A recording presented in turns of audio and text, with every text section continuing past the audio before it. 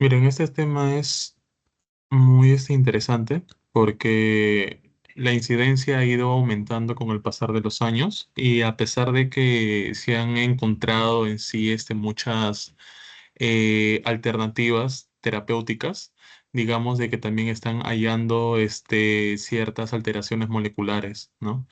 En este caso, como pueden leer en el título, estamos hablando de las neoplasias hematológicas, ¿ya? Así que comenzamos.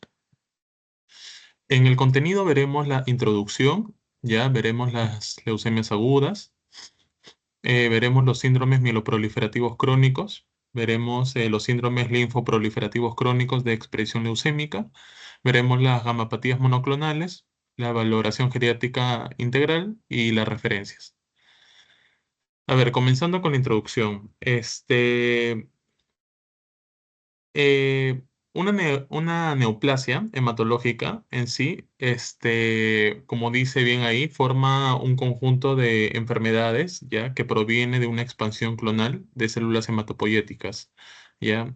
En otras palabras, se podría decir que es una alteración proliferativa, puede ser, ¿ya? O sea, aumenta el número de manera exponencial, o puede ser, por ejemplo, de que no se forma correctamente estas células hematopoyéticas.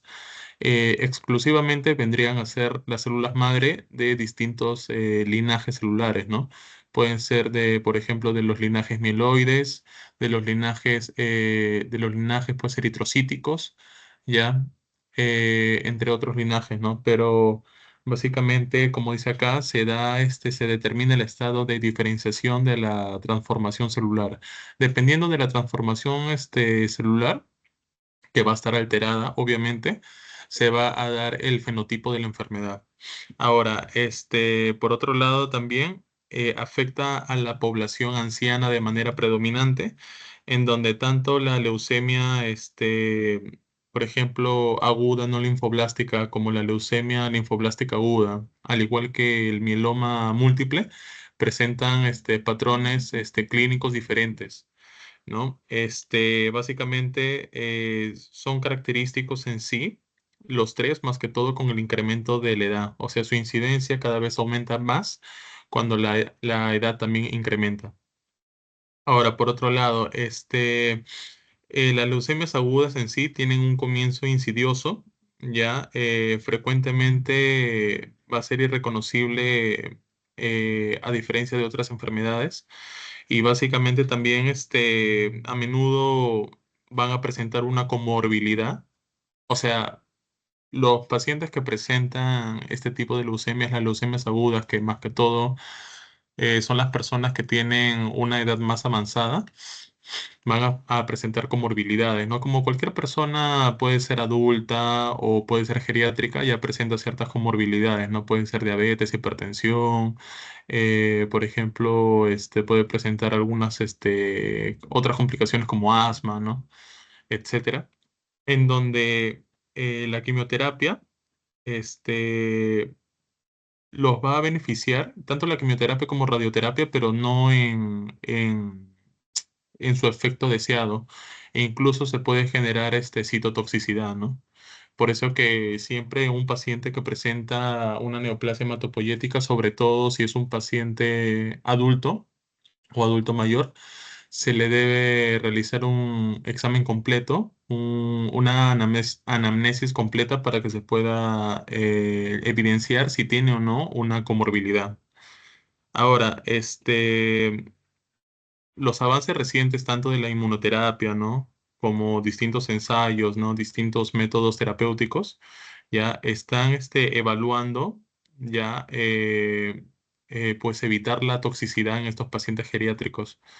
Hay ciertos medicamentos que pueden causar eso, ¿no? Por ejemplo, la leucemia aguda no linfoplástica, ya es la forma más común de leucemia en los adultos, ya. La leucemia aguda no linfoblástica, recuerden, chicos. Ahora, en la leucemia linfoblástica aguda, tras un primer pico de incidencia, ya, en la infancia, ya, se sigue después una baja incidencia, ya en la edad pues adulta. y de ahí ocurre un segundo pico a partir de los 80 años. O sea, en la leucemia aguda no linfoblástica ocurre predominantemente en los adultos. Ya, ese es uno. Dos, el segundo concepto que deben tener en cuenta es que en la leucemia aguda linfoblástica, ¿ya?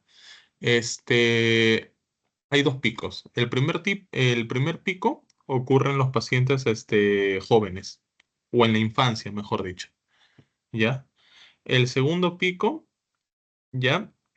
Ocurre en los pacientes de 80 años. O sea, ocurre un primer pico en la infancia, de ahí baja, baja, baja su pico, y de ahí sube el pico en los pacientes de 80 años a más.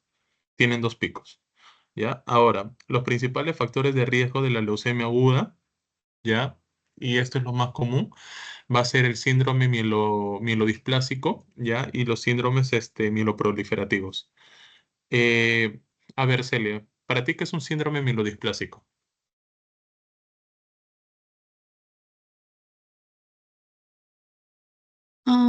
Creo que es cuando, por ejemplo, hay un conjunto de síntomas como fiebre, diaforesis, si no me equivoco. Ya, pero, o sea, en conceptos generales, así, ¿qué es un síndrome mielodisplásico? O sea, el síndrome es el conjunto de síntomas, ¿no? Pero si hablamos en base de la fisiopatología, ¿tú cómo verías un síndrome mielodisplásico? ¿Qué es para Mm, ti? Bueno, vería las alteraciones pues de la médula ósea. Claro, o sea, vendría a ser la alteración de las células precursoras, ¿ya? Ujú. De la formación de células sanguíneas, ya de las células formes. Pueden ser células, o sea, células pues eritrocitarias, células mieloides, ¿no? Como por ejemplo la alteración en la formación de glóbulos blancos, glóbulos rojos, plaquetas, ¿ya? A eso también se le puede llamar discrasia hematopoyética, o sea, una alteración tanto cuantitativa como cualitativa, puede ser de manera permanente de los elementos formes, ¿no? De la sangre, ¿ya? Eso es un síndrome mielodisplásico, al igual que un síndrome mieloproliferativo. A ver, Ángelo, ¿qué es un síndrome mieloproliferativo para ti? Mm, Mielo proliferativo. Que se presenta en, en las leucemias agudas. No sé. A ver. Claro, o sea, pero ¿qué es para ti? Así como le pregunté a Celia, o sea, en base a la fisiopatología, ¿qué es? Porque eso le podría venir en su examen, por ejemplo. O sea, no solo los signos y síntomas, sino el concepto puede ser general, ¿no? Ah, ya. Dice, es un grupo de enfermedades medulares clonales en las que la mutación de la célula germinal pluripotencial tiene como característica la proliferación excesiva. Ya, ya. Pero quería, quería que me lo dijeras con tus propias palabras, ¿no? Ya, pero bueno, sí.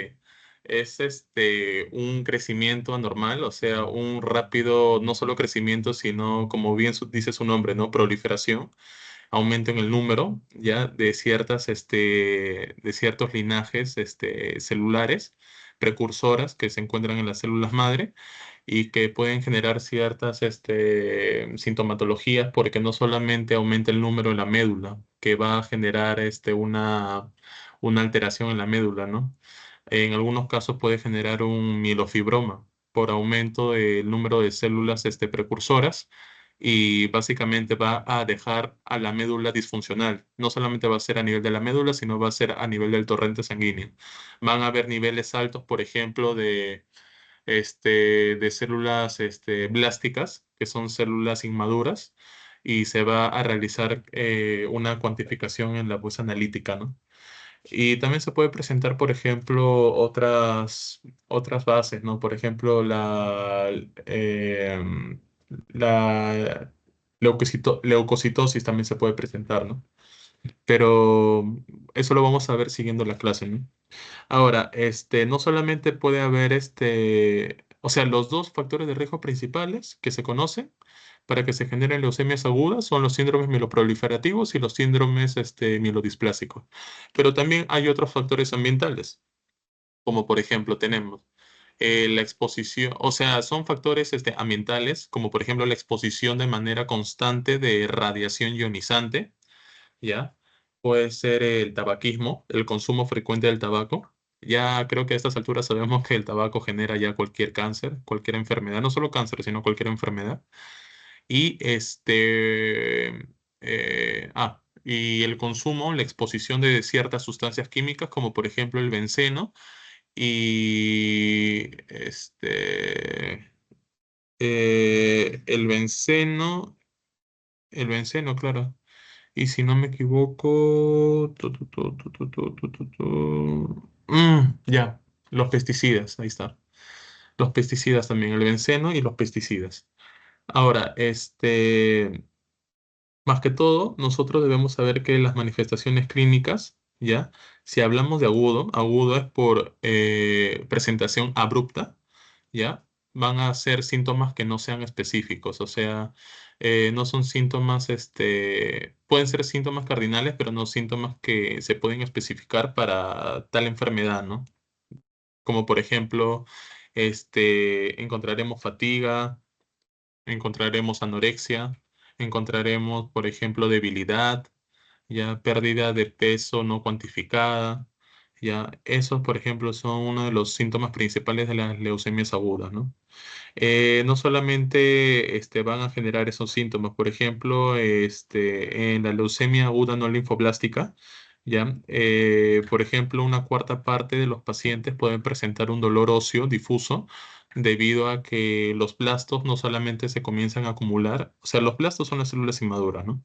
No solo se comienzan a acumular en la médula espinal, sino o sea, van a salir de la médula y se van a proliferar en los huesos. O sea, todas las células inmaduras de la médula ósea que debería distribuirse de manera controlada, lo va a hacer muy descontrolada. Y no solamente va a ir a la sangre, sino va a ir hacia otros órganos, ¿no? Van a ir a los huesos, ¿no? Pueden ir a los pulmones, o sea, pueden haber infiltrados pulmonares, por ejemplo, pueden haber microtrombos, ¿no? Pues a nivel ocular, y eso se determina en el examen de fondo de ojo. ¿Ya? Ahora, por ejemplo, a diferencia de la leucemia linfoblástica aguda, ya en la leucemia aguda no linfoblástica, no hay presencia, o sea, hay presencia de las adenopatías, pero son muy raras, ¿ya? Lo que sí se puede presentar es esplenomegalia, ¿ya? Malestar abdominal, esplenomegalia, sensación de plenitud. Y eso más que todo es también por la proliferación de blastos, ¿no? Ahí ya se basa en el síndrome mieloproliferativo. También, por ejemplo, pueden afectar, pueden haber otra sintomatología, ¿ya? Porque puede afectar también a tejidos blandos y a la piel. Cuando afecta la piel ya se llama leucemia cutis, ¿ya? Terminando la clase, si tienen tiempo, pueden verlo en imágenes. O se parece mucho a una púrpura trombocitopénica, ¿ya? Y, o sea, van a ver, por ejemplo, manchitas color rojas en la piel, ¿ya? Este, también, aparte de eso, va a haber, por ejemplo, ciertas, ¿cómo se llama? También ciertas masas tumorales, ¿ya? También van a haber afectaciones en el sistema nervioso central, pero su presentación va a ser de forma silente, o sea, no se van a presentar los síntomas, van a ser asintomáticos hasta que la enfermedad esté más avanzada. Y, por ejemplo, también van a presentar eh, diseminación intravascular diseminada. E incluso si hablamos del sistema nervioso central, van a haber ciertas complicaciones si es que ocurren infartos cerebrales hemorrágicos, ¿ya? También van a haber infiltrados pulmonares, como les había comentado, ¿no? Y microtrombos que se realizan en el fondo de ojo. Ahora, viéndolo por ejemplo, de los recuentos leucocitarios, como les dije en el comienzo, también son altos. Básicamente, eh, por ejemplo, para reducir estos recuentos leucocitarios altos, porque cuando hay una leucocitosis, no es una leucocitosis normal, o sea, es una leucocitosis, podría decirse, entre comillas, extrema, porque se debería haber, ¿no? Entre comillas, entre 5.000, 10.000, ¿no? Pero acá en las leucemias agudas hay 200.000 células por mililitro. Y para realizar la remisión de esto se debe realizar una leucoféresis y la introducción de hidroxiuria, ¿ya? Ahora, por otro lado también, en sí, la leucemia aguda no linfoblástica, ¿ya?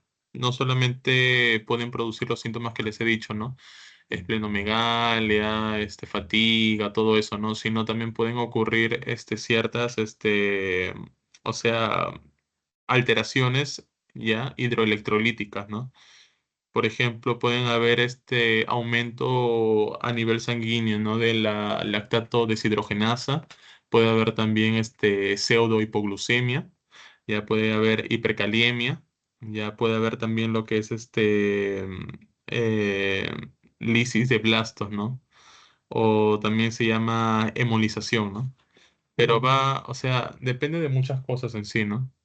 Porque, o sea, tenemos que saber discernir entre tanto la leucemia aguda linfoblástica como la leucemia aguda no linfoblástica, ¿no? Pero ambos pertenecen a las leucemias agudas. Ahora, por ejemplo, si las leucemias agudas no son tratadas, esto es muy importante, si no son tratadas, ¿ya? Entonces, la supervivencia media es de 4 meses, ¿ya? Eso deben saberlo. Ahora, continuando acá con las leucemias agudas, ¿ya?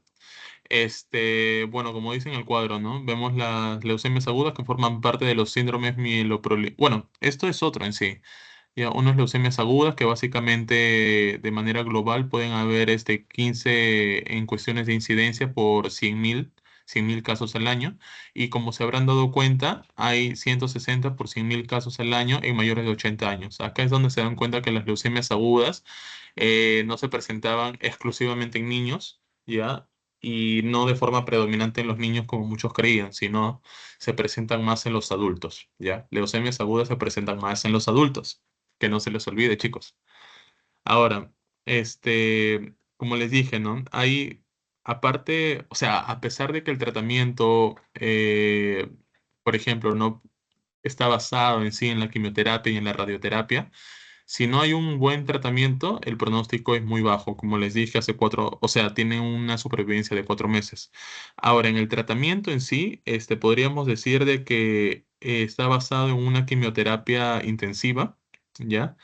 Por ejemplo, en la leucemia aguda no linfoblástica, aparte de la quimioterapia, también van a haber combinación de dos fármacos. Uno es el ARAC, que es el arabinócido de citosina, ¿ya? Y las antraciclinas, ¿no? Por ejemplo, tenemos a la daunorubicina y la idarubicina, ¿ya? Y también tenemos al mitosandrone, ¿ya? Esos son los fármacos principales. El ARAC, ¿ya? Que es el arabinócido de citosina, y las antraciclinas, ¿ya? Eso es muy importante, eso tienen que recordarlo. Ahora, por ejemplo, ¿no? La quimioterapia de inducción produce aplasia medular. A ver, Ángelo, ¿qué es aplasia medular para ti?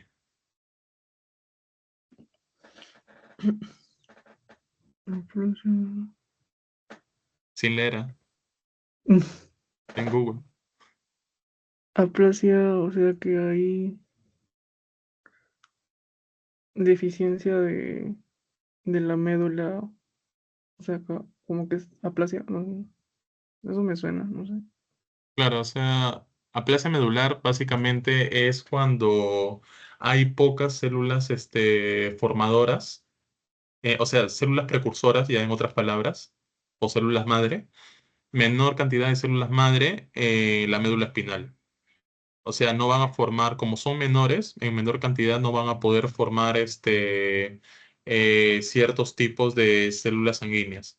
¿Y por qué hay menos cantidad de células madre? O sea, aplasia es por o sea, significa no formación, ¿no? Pero ¿por qué se reduce la cantidad de células madre? Es por la quimioterapia.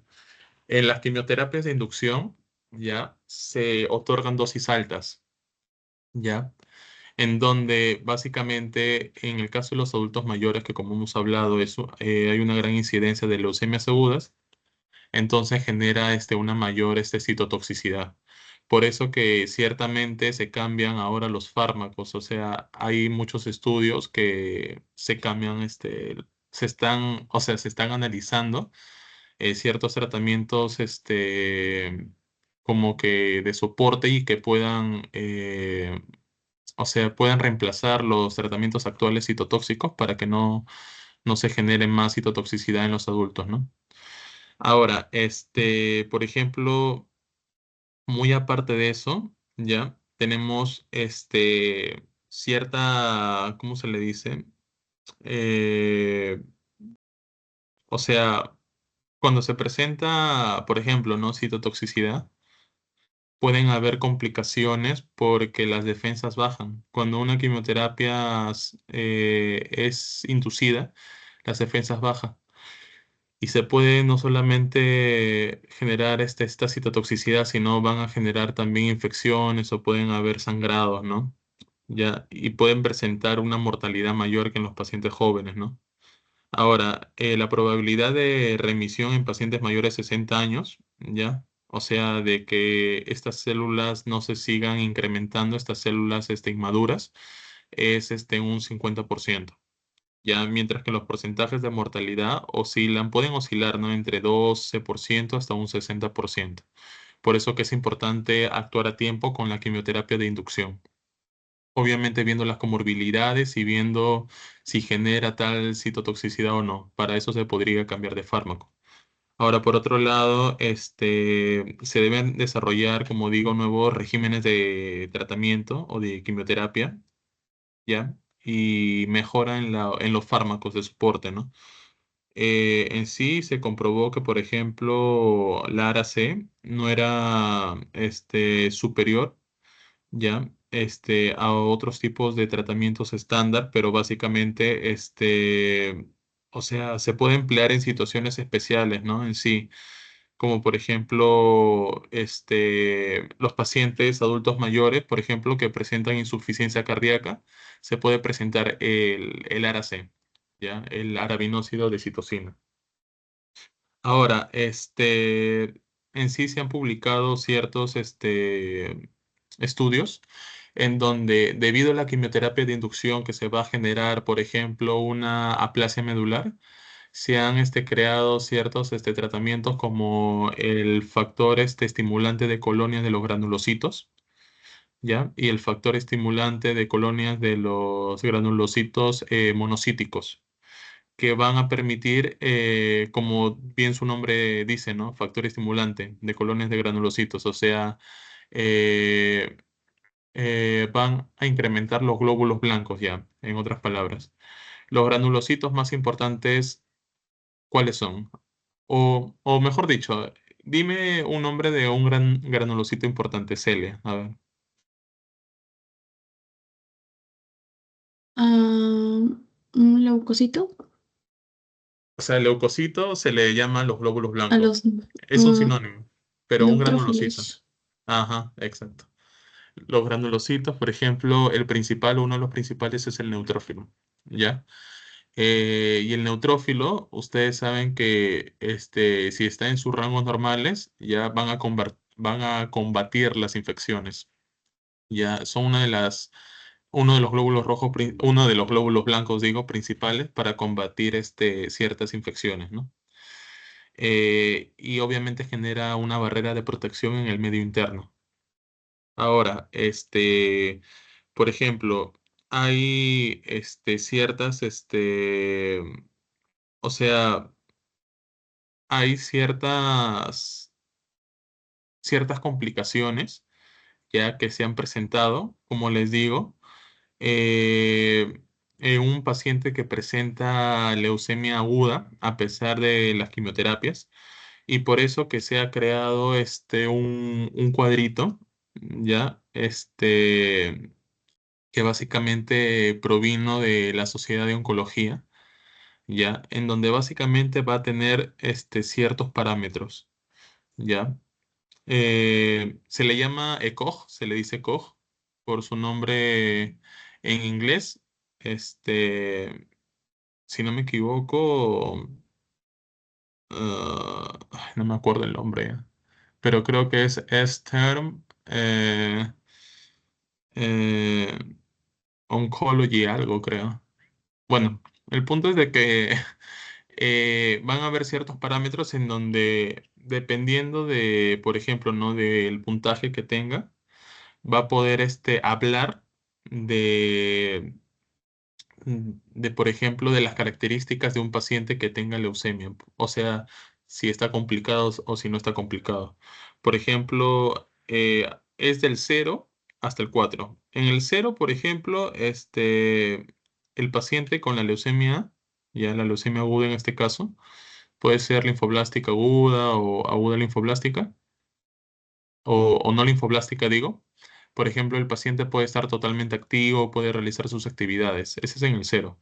En el 1, por ejemplo, el paciente tiene básicamente restricción ya de actividades pesadas, ya, y puede realizar, o sea, pero puede realizar actividades ligeras y su manejo es de forma ambulatorio. Ese es el 1.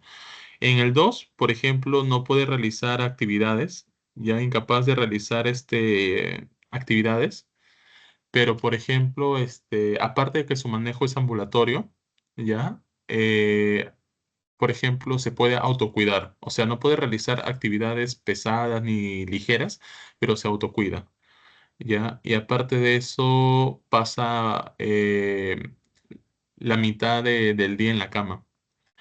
En el 3 ya, por ejemplo, pasa más de la mitad del día en la cama y básicamente solamente puede realizar algunas actividades de autocuidado, más no todas. Y en el puntaje 4 es el paciente puede, o sea, el paciente está postrado, ¿no? Es dependiente funcionalmente, ¿ya? Este, ahora, básicamente, los tratamientos en sí, intensivos, ¿ya? En sí tienen una peor respuesta en los ancianos, ¿ya? Pero varios estudios han demostrado que, por ejemplo, conseguida la remisión, o sea, primero se comienza con una quimioterapia de inducción y de ahí se sigue con una quimioterapia de consolidación. Pero una vez que se llega a la remisión, o sea que no se siguen proliferando estas células inmaduras, entonces, a pesar de que tenga 60 años a más o hasta 80 años a más, su pronóstico puede mejorar. O sea, no va a haber un alto porcentaje de mortalidad. ¿Ya? Eso tienen que tenerlo en cuenta. Ahora nos vamos a los síndromes o el síndrome mieloproliferativo crónico, ¿ya?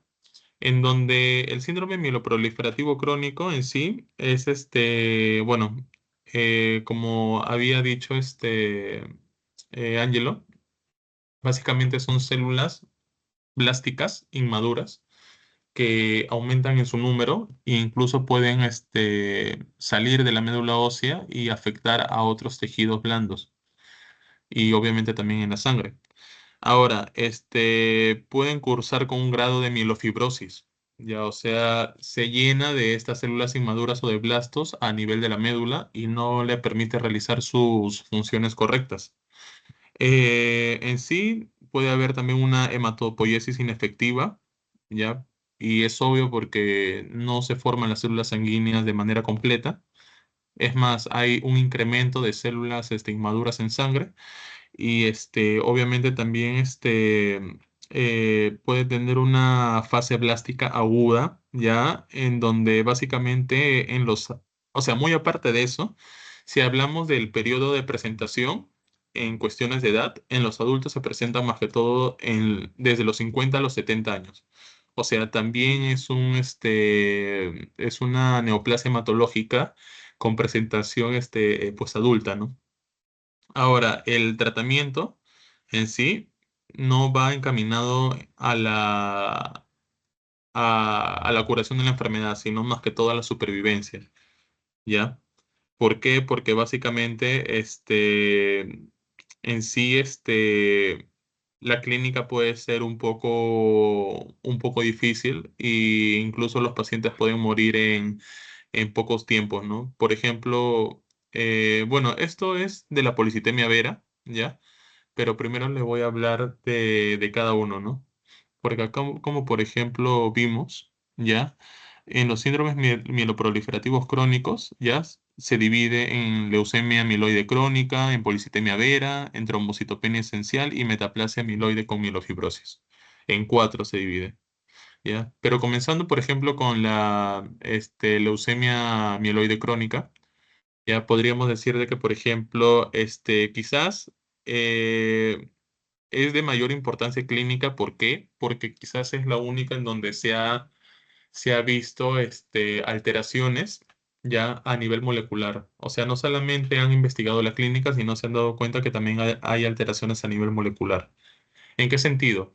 Por ejemplo, en el sentido de que estos pacientes que presentan la leucemia amiloide crónica van a presentar lo que se llama el cromosoma Filadelfia positivo.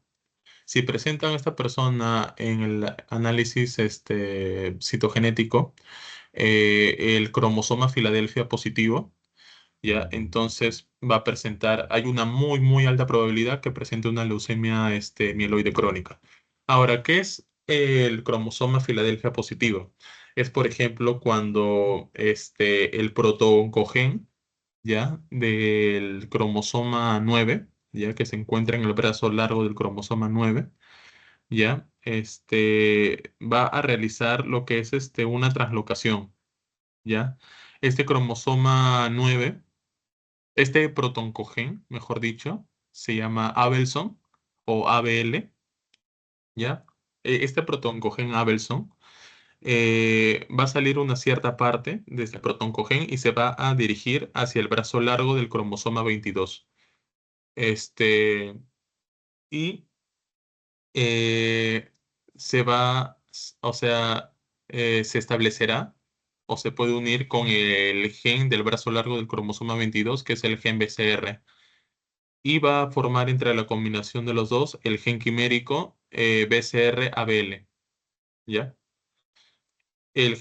Un gen quimérico es la combinación de ciertos genes, ¿no? Y más que todo, en este caso, ya este gen quimérico va a formar parte del cromosoma Filadelfia. Ya, es muy importante que lo sepa. Ahora, por ejemplo, eh, la sensibilidad en sí va a depender mucho, mucho, mucho del tipo de estudios que se hagan. Ya, en muchos casos, en los estudios que se hacen, tienen una sensibilidad de 95% para la leucemia amiloide crónica. En sí no se ha identificado un factor etiológico ya que es responsable principal, que es un responsable principal, pero muchos se relacionan, al igual que muchos cánceres, de una exposición de manera frecuente de radiación ionizante. Ya, ahora la clínica en sí de la leucemia amiloide crónica ya se divide en dos o hasta tres, que va a ser una fase crónica, una fase acelerada o aguda y una fase blástica. En la fase crónica, por ejemplo, la presentación de los síntomas, ¿ya? Va a ser en sí asintomática, puede ser, por ejemplo, puede tener este, o sea, al momento del diagnóstico ya van a ser asintomáticos en sí. Y, por ejemplo, a pesar que son asintomáticos, van a ver, por ejemplo, ahí está, la presencia de leucocitosis, ¿ya? Y esto se puede realizar mediante una analítica de rutina. Aquí es donde les digo, ¿no? Que se va a presentar más de 200.000 leucocitos por campo, por mililitro, ¿ya? Después de la fase crónica, ¿ya? Va a haber un punto en donde va a llegar hacia una fase acelerada o aguda, ¿ya? y de una fase acelerada y aguda que se va a presentar, por ejemplo, anemia, o sea, va a presentar anorexia, pérdida de peso, esa ya se basa en la fase aguda. Y ahora, en la fase blástica, ¿ya? Va a presentar lo que es sudoración nocturna, fiebre remitente y pérdida de peso también, claro. Y en sí la fase blástica es la más peligrosa porque puede durar solamente de 3 a 9 meses. ¿Ya? Ahora, por otro lado, puede haber en sí linfadenopatías, aparte de ocio, ¿ya? Ahora, la transformación blástica ocurre en el 50% de los casos, ¿ya? En la línea mieloide. En la línea eritroide, ya o sea, en los eritrocitos aparece en el 25% y en el otro 25% es porque no hay una diferenciación celular de ¿no? Ahora, por otro lado, la fase blástica en sí tiene un pronóstico fatal, como les digo, si no se trata a tiempo. Aquí es donde se realiza la quimioterapia de inducción, ¿ya? En sí, por ejemplo, o sea, en la base del conocimiento de esto, ya es muy importante decir que, este, para tratar, por ejemplo, el desarrollo, ¿no? O el tratamiento inductivo, ¿ya? Por ejemplo, se realiza la presencia, o sea, se realiza la intervención con un fármaco ya que es el interferón alfa. Pero lamentablemente el interferón alfa genera mucha citotoxicidad y en los pacientes adultos, sobre todo en los ancianos, no les conviene esto. Ya, por eso que es muy importante cambiarlo y puede ser, por ejemplo, con un fármaco que se llama imitinib, ¿ya? Imitinib eh, de mesilato, ¿ya? Este imitinib o no, era imatinib, si no me equivoco. Imatinib. Sí, claro, claro, era imatinib, ¿ya? El imatinib mesilato en sí se ha demostrado que eh, genera un buen pronóstico, un mejor pronóstico en los pacientes adultos mayores que presentan este síndrome mieloproliferativo crónico y obviamente reduce la citotoxicidad, ¿ya? Ahora, en el caso de la policitemia vera, acá nos vamos a la policitemia vera, es caracterizado por un aumento excesivo de la masa eritrocitaria, ¿ya? Y en menor medida de los megacariocitos y los milocitos. Por ejemplo, va a haber un aumento en la masa, en el peso de los glóbulos rojos, pero en una menor cantidad en el ámbito de las plaquetas y de los glóbulos blancos. Pero también puede haber. Ahora, su etiología es desconocida, todavía no se conoce. Muy aparte de que es una enfermedad insidiosa, o sea, va aumentando la sintomatología poco a poco, en donde puede comenzar de manera gradual, ¿no? O sea, básicamente, a comparación de las otras, puede tener una supervivencia más prolongada. ¿Ya? Ahora, el cuadro clínico en sí es variable dependiendo de sus fases, ¿ya? En donde básicamente primero es asintomática y se asocia más con el crecimiento gradual de estas masas eritrocíticas. Después, básicamente, en la siguiente fase pueden aumentar las líneas, las otras líneas celulares, eh, y pueden ya, o sea, por ejemplo, primero comienzo con la masa pues eritrocitaria, los glóbulos rojos. Pero de ahí en la segunda fase ya puede haber el incremento, por ejemplo, de los megacariocitos, que son las células precursoras de las plaquetas. Y ahí, como hay un aumento de masa, pero en menor número, puede generar lo que es hemorragia o sangrados, ¿no? Por ejemplo, la presencia de trombosis también, ¿no? Ya, ahora, en la siguiente fase aumentan las otras líneas y aparecen complicaciones como, por ejemplo, puede haber una fase, en la siguiente fase puede haber una fase pues inactiva, ¿ya? Hay una remisión o una quiescencia durante un tiempo y que no se necesita terapia ya para el control de la proliferación de dichas células, pero que básicamente, o sea, puede transformarse de ahí a una fase, a una fase de metaplasia mieloide, ya, que se da por una, pospolicitemia, ya. Ahora, si no se controla, por ejemplo, la producción de eritrocitos ni de plaquetas, ya porque van a estar proliferando poco a poco, entonces se puede generar un aumento en la viscosidad de la sangre, ¿ya? Ahora, puede generar un flujo sanguíneo lento, ¿ya? Que puede afectar a los órganos críticos y puede generar también manifestaciones, eh, cardiovasculares y cerebrovasculares, ¿no? Puede generar, por ejemplo, angina, ¿no? Dolor en el pecho, confusión, claudicación, entre otras cosas, ¿no? Ahora, las complicaciones, trombóticas en sí son una causa muy importante de la mortalidad, específicamente en un 14%, ¿ya? Y hasta en un 20% se puede presentar en sí la enfermedad de manera completa, ¿no? Ahora,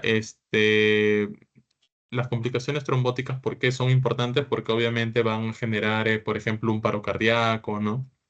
Comienza con angina, que es el dolor de pecho, y de ahí al taponar toda la arteria, porque más que todo la angina se puede dar con una oclusión parcial de la arteria, de la coronaria, pero de ahí una oclusión completa ya genera un infarto, ¿no? Puede ocasionar también lo que es complicaciones tromboembólicas, ¿no? No solamente en el corazón, sino en el cerebro, ¿ya? Infartos cerebrales, ¿no? Entre otras cosas. Ahora, viendo acá el recuadro, los criterios diagnósticos de la policitemia vera son varios, ¿ya? Vamos a dividirlos desde el A1 hasta el B3. En el caso del A1 vemos que el volumen eritrocitario, en el caso del hombre, es mayor a 36 mililitros por kilo y en el caso de la mujer es mayor a 32 mililitros por kilo. ¿Ya? En el A2 vemos que la saturación arterial de oxígeno es mayor a 92, ¿ya? Y con la presencia de esplenomegalia.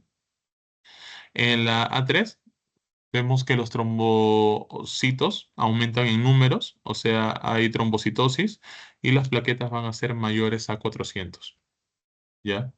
400 por 10 a la 9 por litro, ¿ya?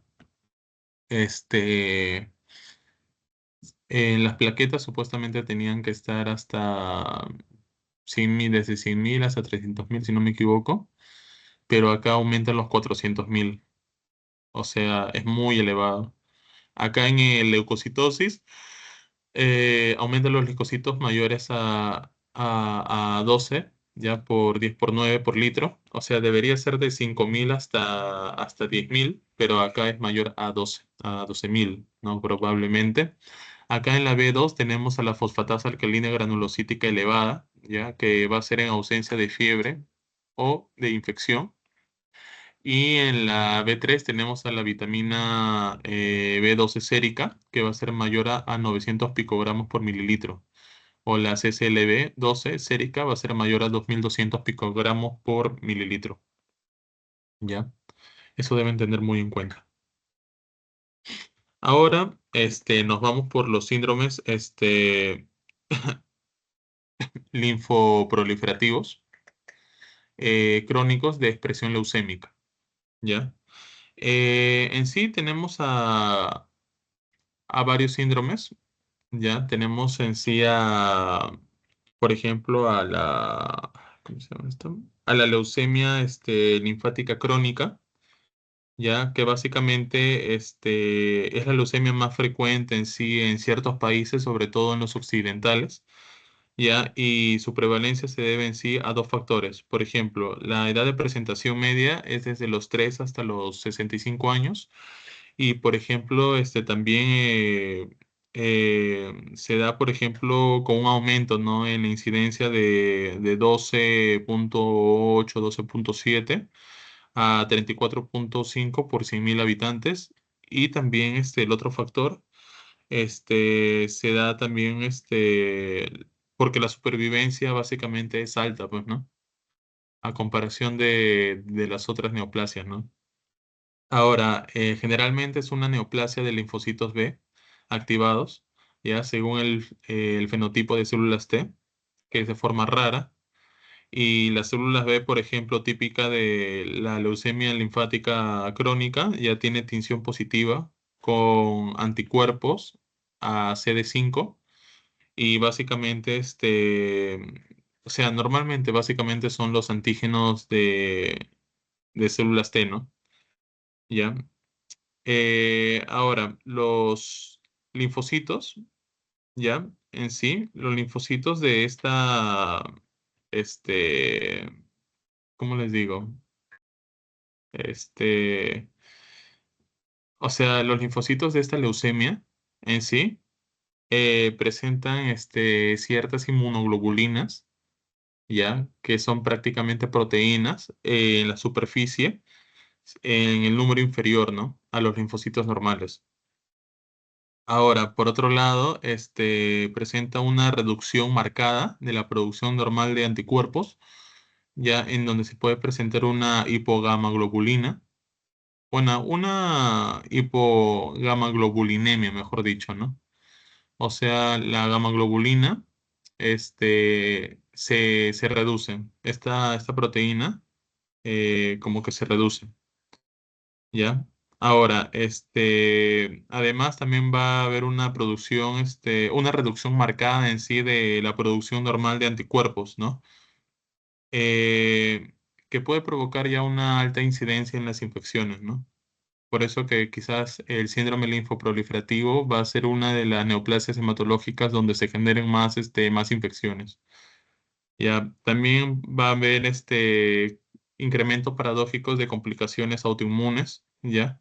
En donde una de las más importantes van a ser las anemias hemolíticas, ¿ya? Su etiología en sí es desconocida, pero muchos apoyan a que presenta una base genética. O sea, están investigando, pero hay una muy alta probabilidad que su base sea genética, ¿ya? Ahora, la presentación clínica puede variar tanto en síntomas como en signos, en donde básicamente es asintomática, ya hasta en un 25%, ya, pero de ahí el otro porcentaje pueden presentar los llamados síntomas B, en donde puede haber, por ejemplo, pérdida de peso, debilidad, fiebre, ¿no? Esos son los síntomas B. Ahora, por otro lado, en los ancianos la manifestación inicial, ¿ya? Puede ser una exacerbación de una patología coronaria o una enfermedad cerebrovascular. O sea, hay una alta probabilidad de que tenga un infarto miocardio o un infarto cerebrovascular. ¿Ya? Aumenta la probabilidad. Y básicamente presentan linfadenopatías, ¿ya? En la región, por ejemplo, eh, en la región cervical, en la región supraclavicular y en la región axilar. O sea, estas sí presentan linfadenopatías. En cambio, por ejemplo, en el caso de las leucemias agudas, específicamente en la leucemia aguda no linfoblástica, las adenopatías son muy raras. Pero en este síndrome linfoproliferativo crónico de expresión leucémica sí presenta adenopatías. ¿Ya? Ahora, la esplenomegalia también se presenta, pero en la mitad de los pacientes. En un 50% de los pacientes se presenta esplenomegalia. Ahora también, por ejemplo, la esplenomegalia, específicamente la hepatomegalia, puede ir progresando mientras el cuadro clínico va empeorando, ¿ya? Por eso que la clínica es variable, o sea, mientras se complique más la leucemia, ya la sintomatología o los signos van a ser distintos y van a ir avanzando. Ya, ahora, el curso también de la enfermedad es variable porque van a haber pacientes, ya, en donde la enfermedad va a permanecer, estables. O sea, la enfermedad va a ser estable a pesar de que presenta una morbilidad significativa, ya. Puede ser con una expectativa similar a la población normal para su edad, ¿no? Pero, por ejemplo, en otros pacientes pueden, o sea, a pesar de que tengan, morbilidad, que es muy importante, por ejemplo, puede haber un mal pronóstico de mortalidad en unos 2 o hasta en unos 3 años, ¿no? Es dependiendo. Y, por ejemplo, para el diagnóstico, si ya requiere la demostración de linfocitosis mantenida y de infiltración linfocítica en la médula ósea, ya en ausencias de otras causas, ¿ya? Eso es muy importante. Ahora, yéndonos a las gamapatías monoclonales, quizás la gamapatía monoclonal más conocida es el mieloma múltiple, ¿ya? Si en su examen, por ejemplo, les preguntan cuál es la gamapatía monoclonal más común y les salen varias opciones, ustedes colocan mieloma múltiple, ¿ya? Este, Ahora, por otro lado, el mieloma múltiple en sí es una neoplasia frecuente, ¿ya? Que representa el 10% de todas las neoplasias hematológicas y básicamente representa el 1% de todas las neoplasias, o sea, eh, tan raro tampoco es, ¿ya? Ahora, en sí la etiología es desconocida, ¿ya? Y en sí la edad media para su diagnóstico es en las personas mayores de 60 años. Nuevamente nos vamos a los adultos. Ahora, por otro lado, en sí, puede seguirse el mieloma múltiple de o sea, es una gamapatía monoclonal, pero puede ser de un pronóstico, o sea, que puede ser un mal pronóstico, tanto un mal pronóstico como un buen pronóstico. O sea, en algunas veces puede ser incierto, ¿ya? Ahora, por ejemplo, la célula de origen, ¿ya? Del mieloma múltiple es desconocida prácticamente.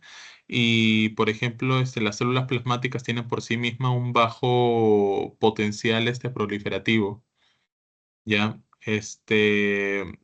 Que en sí la transformación maligna puede ocurrir en un estadio más temprano. Por eso que es peligroso porque el cáncer en sí se puede ya, en el caso del mieloma múltiple, ya se puede transformar desde fase temprana. Ya, ahora, hay ciertas alteraciones cariotípicas que ocurren en una frecuencia de un 30 o un 50%. Eso es muy importante de ver. Y básicamente las manifestaciones clínicas se producen con la combinación de ciertos factores, ¿no? Que incluyen la proliferación de el clon de células malignas, ya la elaboración de citoquinas por células plasmáticas malignas. O sea, no solamente van a haber células plasmáticas, o sea, células malignas, sino que estas células malignas, ya, aparte de las células malignas, van a haber células plasmáticas que van a liberar citoquinas malignas.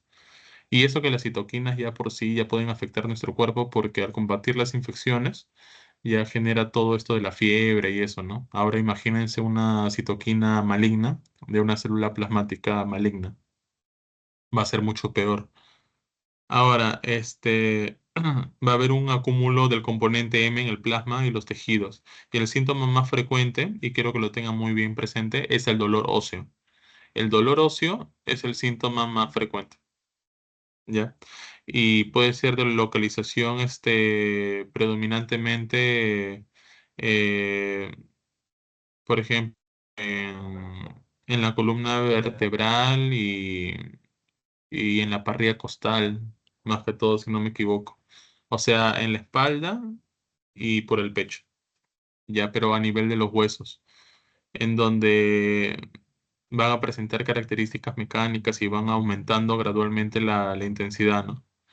Por ejemplo, si el dolor ya es súbito, ya, el dolor es súbito, va a generar ya una alteración de la columna vertebral y hasta podría presentar una fractura espontánea. O sea, estos pacientes en sí, se les complica mucho al momento de que, viven con o sea, tratan de vivir con ese dolor óseo.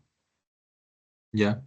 Ahora, los signos y síntomas sistémicos incluyen, bueno, palidez, debilidad, eh, o astenia, por ejemplo, palpitaciones, ¿no? Por ejemplo, palidez, ¿ya?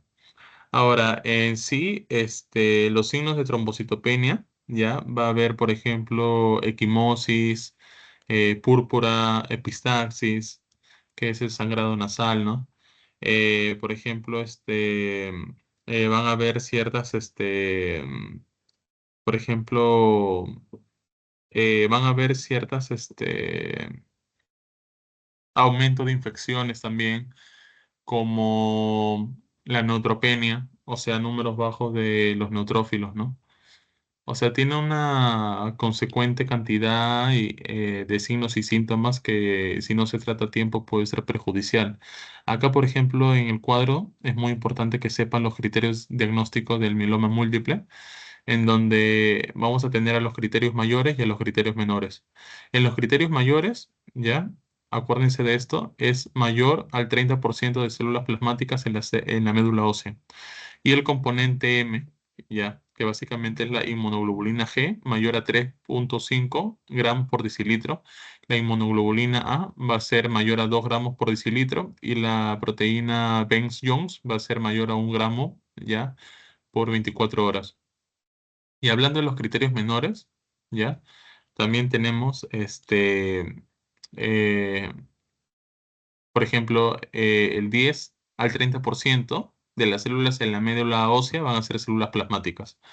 Ahora, el componente M con límites menores, ya, o sea, el componente M se va a presentar, pero en cantidades bajas, ya, de los mencionados en los criterios mayores. Van a haber lesiones óseas líticas, como les digo, ¿no? Colapso de la columna vertebral o fracturas espontáneas, pueden ser de las vértebras o de la parrilla costal. Por ejemplo, con solamente una lesión leve, puede tener un golpe leve, por ejemplo, en las costillas y ya se le rompe ya la costilla. ¿Ya? Y aparte del sangrado que va a tener por alteración de estas células, ¿ya? Por la púrpura y todo eso, aparte se va a generar esta rotura de las costillas, o sea, va a perder mucha sangre, por eso que se debe actuar rápido. Y va a haber también siguiendo, ¿no? Los criterios menores, también va a haber un descenso de los niveles normales de las inmunoglobulinas, ¿ya? Ahora pasamos al siguiente. Bueno, acá tenemos en sí una valoración geriátrica integral, ¿ya? Que básicamente podemos decir, ¿no? De que, o sea, básicamente cuando va aumentando los estudios, ¿ya? Como les había dicho desde el comienzo, van aumentando también las medidas de tratamiento, las medidas de prevención. Sé de que en algunas neoplasias ya no solamente van a tener que prevenir los factores ambientales y todo eso, ¿no? Sino la base genética juega un componente o un papel muy importante. Ya, por eso que muchas veces este, en la valoración geriátrica integral ya se basa en un proceso de diagnóstico ya multidimensional, o sea, no solamente en un ámbito, sino en varios ámbitos. ¿Ya? Ahora, en sí se debe determinar, ya como podrán darse cuenta, muchas leucemias afectan a los huesos y de forma difusa. Por eso que en la valoración geriátrica se debe detectar a los ancianos que son frágiles.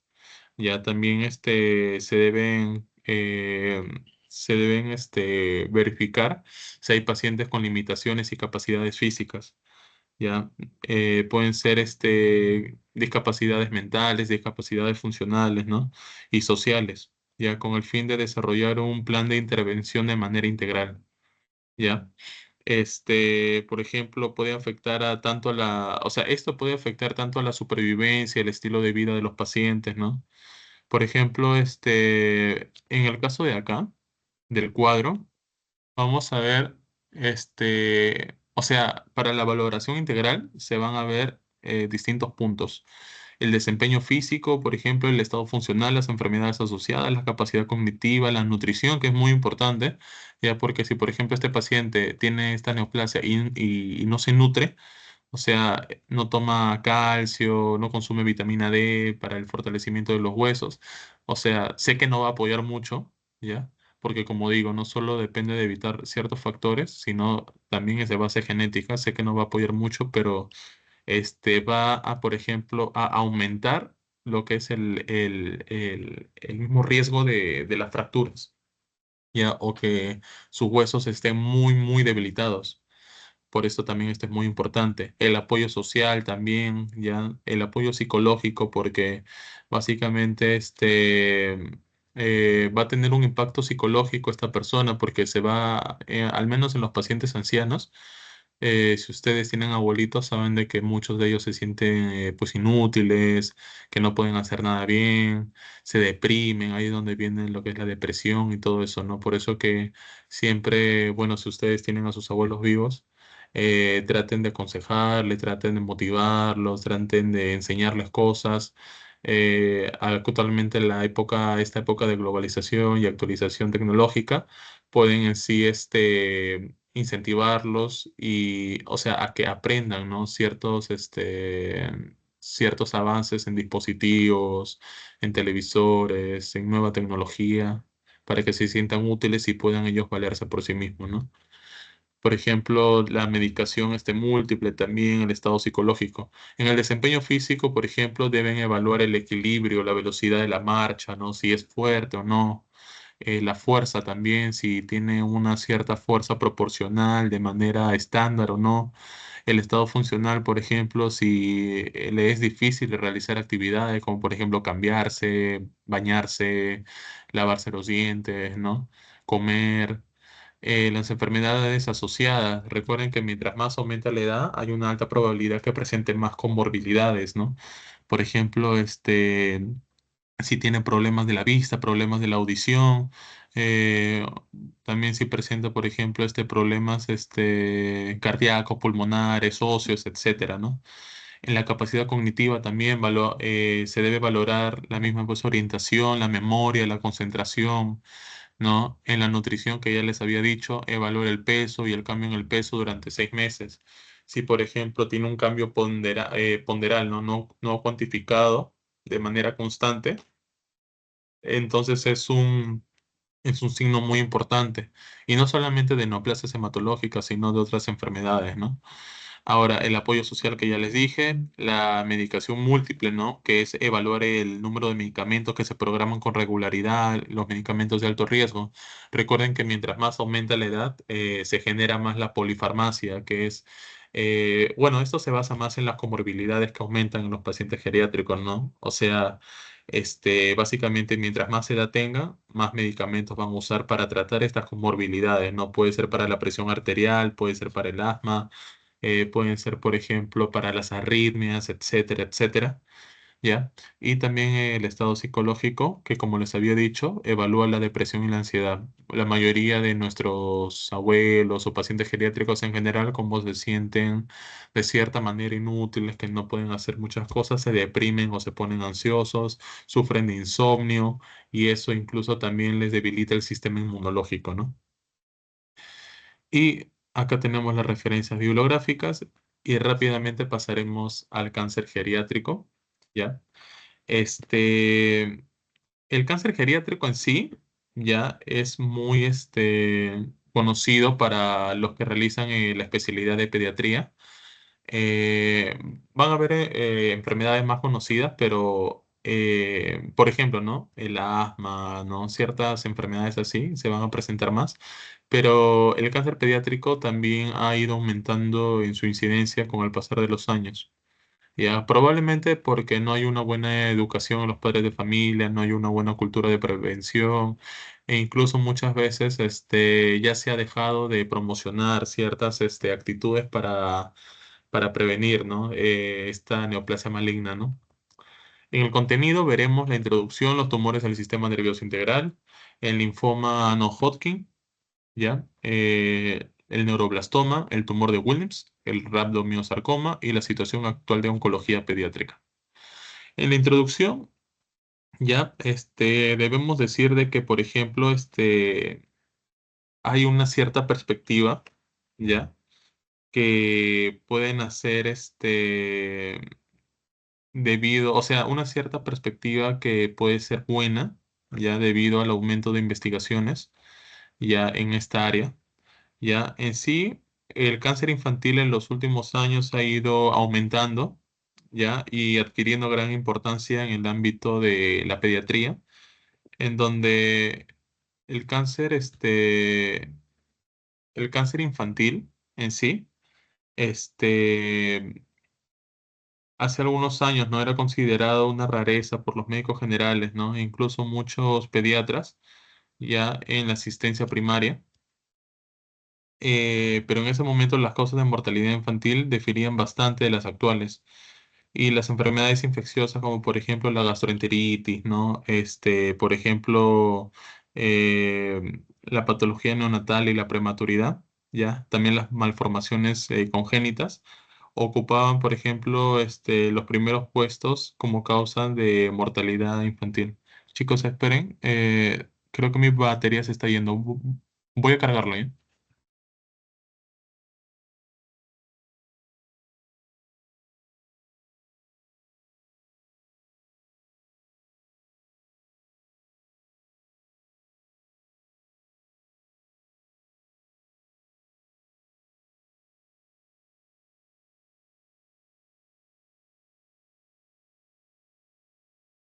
Ya, volví. Y así como les digo, ¿no? Antes se creía eso de que básicamente ciertas infecciones, ¿no? Ciertas malformaciones eran la causa principal de mortalidad, hasta que los estudios fueron avanzando, ¿no? Y se llegó a la conclusión de que el cáncer pediátrico, no es muy, infrecuente, ¿no? Ahora, en los países desarrollados, los avances sanitarios, económicos, sociales, entre otras cosas, han motivado una importante disminución de la mortalidad por estas causas y que básicamente se adquiere con mayor relevancia. ¿Ya? Ahora, el cáncer, ya, infantil, es la segunda causa de mortalidad más frecuente en los niños y que solamente han sido superados por los accidentes. ¿Ya?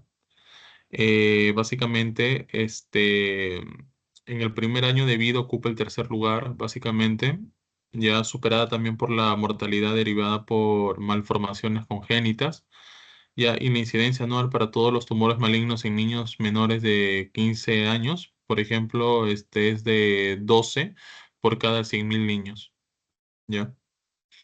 Ahora, en niños y adultos el cáncer afecta o sea, en niños en sí, el cáncer va a afectar, entre comillas, más a niños varones, ¿ya? Este, en sí, esta proporción se está manteniendo muy constante, ¿ya? Y están verificando el por qué. En sí, por otro lado, ¿no? Los tumores, que afectan a los niños menores de 5 años, ¿ya? Más que todo son de naturaleza embrionaria en donde básicamente representan el 40% ya de los cánceres de niños. Ya en sí a este grupo ya le puede, o sea, se introduce la leucemia linfoblástica aguda, ya el neuroblastoma, el tumor de Wilms, el retinoblastoma y el carcinoma hepático. ¿Ya? En sí se piensa que en este grupo de edad, en sí los factores prenatales juegan un papel ya muy importante en la frecuencia de presentación, o sea, si la madre se cuidó, cómo fue la posición del neonato, su formación en general, ¿no? Chicos, siguen ahí, ¿no? Sí, Ya. Este, bueno, como les sigue diciendo, ¿no?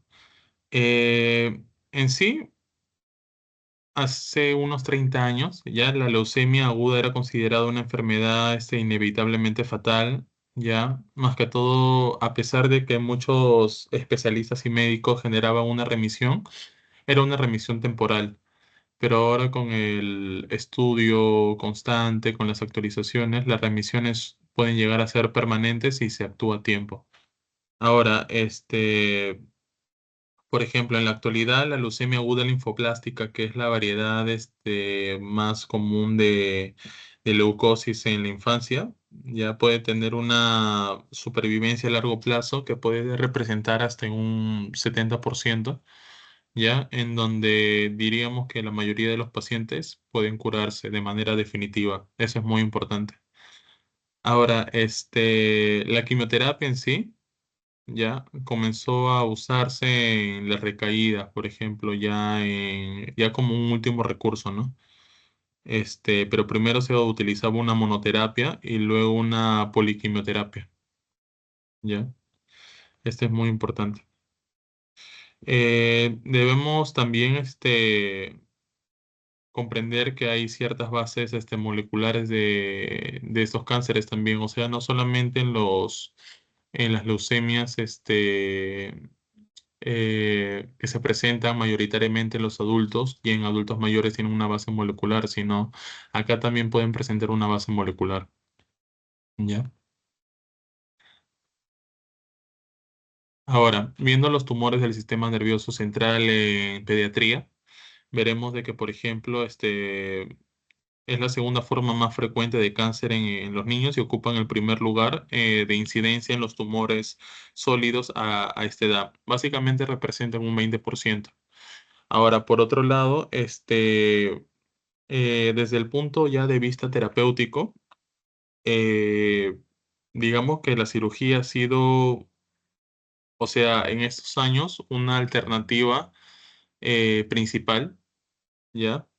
O la única alternativa terapéutica que ha podido estar disponible, si se podría decir, en donde básicamente van a haber ciertas limitaciones, lamentablemente, de intervenciones quirúrgicas, pero en la mayoría de los casos se debe realizar la extirpación, ¿no? Total de esos tumores intracraneales, ¿no? Que sigue siendo muy imposible a veces porque puede, o sea, más que todo, ¿no? Lo principal es que puede alterar las funciones neurológicas y obviamente desadaptar en cuestiones de estilo de vida del paciente pediátrico, ¿no? Ahora, la radioterapia en sí en los últimos años ha alcanzado una gran influencia para el tratamiento de estos tumores del sistema nervioso, en donde también se ha visto como un tratamiento complementario, ya y en ocasiones único de diversos tumores intracraneales, ¿no? En la infancia, ¿ya? Ahora, la quimioterapia se ha incorporado de forma más tardía en ciertos tumores, en este tipo de tumores, ¿ya? Y sus indicaciones y efectividad se encuentran aún pendientes. Ya. Ahora, muy recientemente por ejemplo, se ha requerido de quimioterapia como una alternativa ya principal, sobre todo en tumores que tienen un mal pronóstico. Ya es una terapia, una quimioterapia más intensiva, ¿no? Así que es importante que ciertos tumores intracraneales, ya con cierta quimioterapia intensiva, puedan generar en el paciente una supervivencia que sobrepase la media, ¿ya? Ahora, yéndonos con el linfoma no Hodgkin, ya diremos que constituye la tercera forma más frecuente de cáncer infantil, ya después de las leucemias y los tumores cerebrales. El linfoma no Hodgkin es el tercer lugar en frecuencia. Primero leucemias, luego tumores cerebrales y luego linfoma no Hodgkin. Ahora, constituye un grupo de entidades ya de un curso clínico que puede ser variable y presenta dos aspectos que definen su curso y la actividad terapéutica. O sea, de un lado sus características que pueden ser inmunopatológicas y del otro lado presenta una extensión clínica, en donde la cirugía y la radioterapia en el pasado eran ampliamente utilizadas en el tratamiento de estos linfomas y hoy en día se debe utilizar la quimioterapia en donde, o sea, se debe realizar en todos los protocolos. La quimioterapia sí o sí se debe utilizar en el linfoma no Hodgkin. ¿Por qué? Porque va a generar una supervivencia de un 70% a más incluso. ¿Ya? Ahora,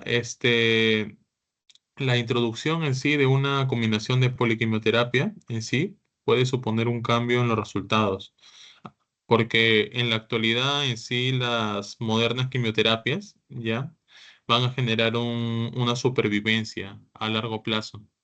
Ya, por eso que también están haciendo estudios de que si la poliquimioterapia puede ser utilizable o no. Pero en sí ya por sí sola ya la quimioterapia ya genera una supervivencia muy alta, ¿no? Que es un 70%. Ahora acá veremos el neuroblastoma, ¿ya? Que es un tumor específico de la infancia y, o sea, es muy excepcional en el adulto. O sea, en el adulto que se genera un neuroblastoma es muy raro. Se presenta más que todo en edades pediátricas. Ya recuerden eso. En sí constituye el segundo tumor sólido en el niño, después de los tumores del sistema nervioso central. Ya, y el 75% de los pacientes presentan la enfermedad antes de los 2 años de edad. Y en sí, el 75, o sea, el otro porcentaje va a presentar antes de los 4 años. Un gran porcentaje del neuroblastoma lo presentan a los 2 años de edad y el otro porcentaje lo presentan a los 4 años de edad. Ya, ahora existen factores pronósticos, ¿no? Iniciales que pueden ser clínicos, pueden ser bioquímicos y genéticos, ¿no? Que se correlacionan con cierta supervivencia, ¿no? Va a depender en sí de la edad del paciente y también del estadio. Ya, también va a depender mucho de el impacto que se genere en la supervivencia ya de este paciente y de la localización del neuroblastoma. Ahora van a haber algunos marcadores bioquímicos muy importantes como la elevación del lactato deshidrogenasa. Va a haber, por ejemplo, el lactato deshidrogenasa va a ser por encima de los 1500 ya miligramos por mililitro.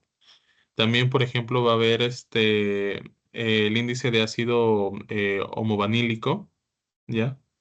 Con el ácido vanil mandélico, si no me equivoco. Sí, vanil mandélico, ya también va a ser en proporciones altas. eh, en orina, porque eso se va a presentar en orina. Si no me equivoco, es mayor a 1.5, 1.5, 1.6. Ya, hay que dejarlo con 1.5, ¿ya? Pero ese ácido va a estar incrementado ya en orina en las 24 horas. También, por ejemplo, va a haber ausencia de catecolaminas en orina. Va a haber ferritina mayor a 259 también nanogramos por mililitro. Ya, por ejemplo, también va a tener el neuroblastoma. Muy aparte de todas estas alteraciones bioquímicas, se van a realizar estudios moleculares muy importantes que los determinantes van a ser los determinantes en el momento actual, como la ampliación del oncogen, ya este oncogen se llama NEMIC, y la detección del 1P y la hiperploidía, ¿ya? Y lamentablemente el neuroblastoma, ya desde ya les digo, o sea, es la excepción en sí dentro de los avances conseguidos en el tratamiento de las neoplasias infantiles, ¿no? O sea, solamente la extirpación quirúrgica completa garantiza el control definitivo de la enfermedad. Y, o sea, lo bueno de esto es que se puede realizar de manera local, o sea, sin realizar una extirpación quirúrgica extensional, ¿no? Ahora, en los tumores con gran extensión locorregional, que puede pasar, ¿ya? Y en las formas metastásicas ya se constituyen, o sea, pueden constituir en ciertos casos, pero ya lamentablemente la cirugía radical ya no puede ser posible, ¿ya? O sea, resulta inútil ya porque pueden ir incluso hasta los huesos, o sea, puede haber metástasis óseas, ¿ya? Ahora, existen varias drogas, pueden ser drogas activas, ya que se han evidenciado ya, por ejemplo, la ciclofosfamida y la doxorubicina o el platino etopósido, ya que son drogas muy importantes para poder tratar el neuroblastoma y son tratamientos de la primera línea, ¿no? Ahora, el tumor de Wilms, ¿ya? Es también llamado un nefroblastoma, ¿ya? Acá pueden ver en la imagen, este es el tumor, ¿ya? Está muy visible, ¿ya? Se llama nefroblastoma también y, o sea, sigue en frecuencia, ¿no? Después del neuroblastoma, ¿ya? Y es también un tumor, casi exclusivamente pediátrico. O sea, en los adultos casi no se ve, sino en los pediátricos. Y las edades comprendidas en la aparición del tumor de Wilms es entre el primer año hasta los 5 años. ¿Ya? Esa es la prevalencia más elevada del tumor de Wilms en la presentación de edad. Ahora, puede aparecer incluso en los recién nacidos. Pero ya, por ejemplo, es muy raro que aparezca el tumor de Wilms cuando pasan los 8 años. Es muy raro ya.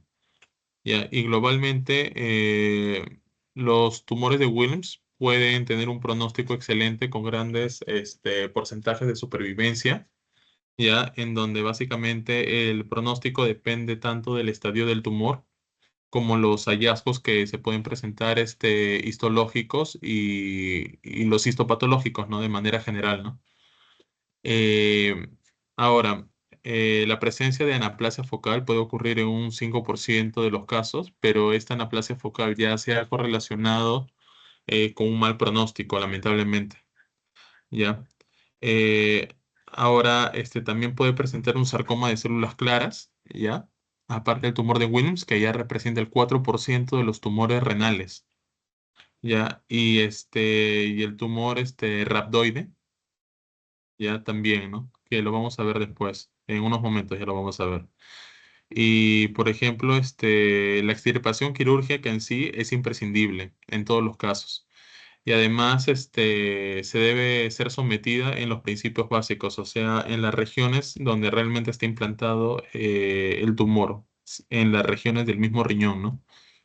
Ahora, es conocida en sí la presencia del tumor en la vena renal o en la vena cava, que no conlleva un pronóstico más desfavorable si el trombo en sí es extraído de manera adecuada por una venotomía. O sea, se debe cortar la vena, ¿ya? Pero es un poco peligroso, sobre todo si es en la vena cava, ¿ya? En sí, siempre se debe, o sea, tener cierto cuidado porque si, por ejemplo, coge la vena cava, no solamente va a estar cerca de la vena cava, sino va a estar cerca, la arteria aorta. Y incluso en la vena cava, ya, se va a presentar en la vena cava inferior, pero ahí también va a haber la vena porta. La vena cava inferior está muy cerca de la vena porta, es un trayecto. Ya, por eso que no solamente deben tener cuidado a nivel de riñón, sino también a nivel de la vena cava, que también ahí se presenta, e incluso de ciertos órganos que están limitados, ¿no? Con este tipo de venas.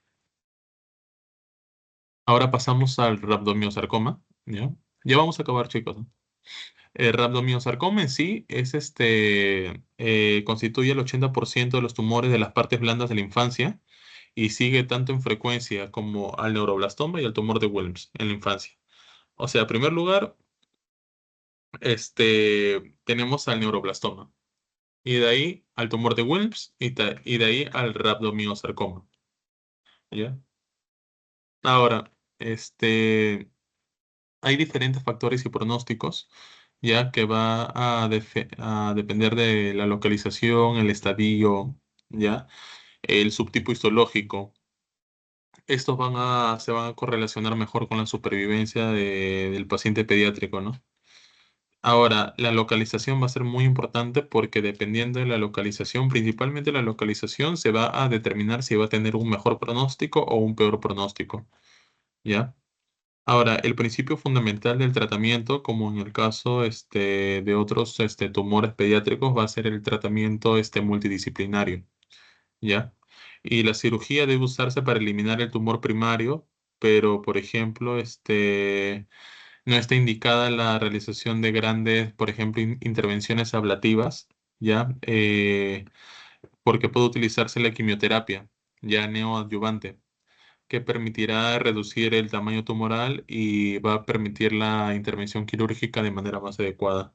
O sea, si por ejemplo es un tumor primario de menor tamaño, se puede realizar de frente lo que es la cirugía, la extirpación quirúrgica. Pero si es un tumor que está incrementando, incluso está haciendo metástasis, primero van a usar la quimioterapia neoadyuvante para reducir el tamaño del tumor y no generando más metástasis para que se pueda realizar recién la extirpación quirúrgica.